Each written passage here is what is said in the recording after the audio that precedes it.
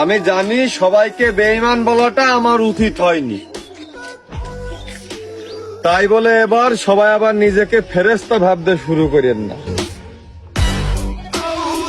জীবনের সবকিছুর বিনিময় মনে হয় আমি তোমাকে চেয়েছিলাম, কিন্তু বাস্তবতার মাঝে পরিস্থিতির কারণে সময়ের ব্যবধানে তোমাকে আর পাওয়া হলো না। মৃত্যুর পর আমার কফিন বক্সে লিখে দিও, আমি জীবন পাগল ছিলাম, বেঈমান না। বান্দা যখন মুখ দিয়ে বলে হাসবুনাল্লাহ, আমার আল্লাহ আমার জন্য যথেষ্ট, এই বলে যখন নিজেকে সঁপে দেয়, তার কি লাগবে ওই দায়িত্ব স্বয়ং নিয়ে নেয় কে? সবাই বলেন স্বয়ং নিয়ে নেয় কে? বান্দা পরের কথা ভেবে কি হবে?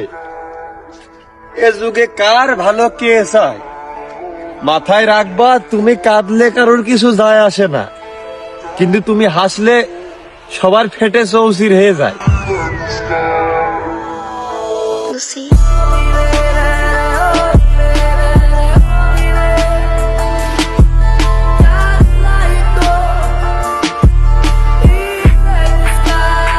এখনো কি চোখে তোমার কাজল দিয়ে রাখো?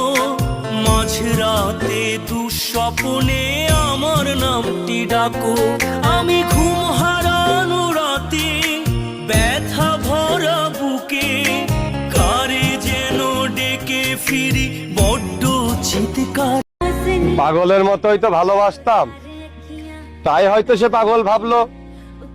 বিশ্বাস করো প্রিয়তমা, ভালোবাসা কিন্তু পাগলেই বোঝে, সুস্থ মানুষ তো কেবল স্বার্থ খোঁজে। তবে একজন প্রিয় মানুষ আমারও ছিল, যদিও সে চলে গেছে বছর কয়েক আগে, আজও তার পায়ের ছাপটা লেগে আছে বুকে।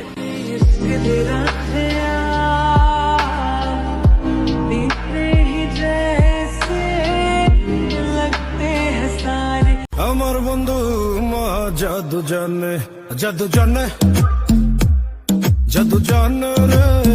আমার বন্ধু মহা জাদু জানে।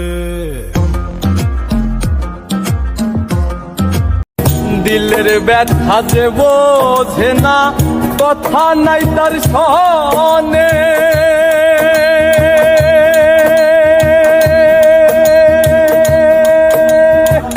ব্যথায় আমার কষ্ট হয়ে জমা থাকে মনে। হ্যাঁ, গরিব ঘরে জন্মাইছি, বনে জঙ্গলে না। টাকা পয়সা কম থাকতে পারে,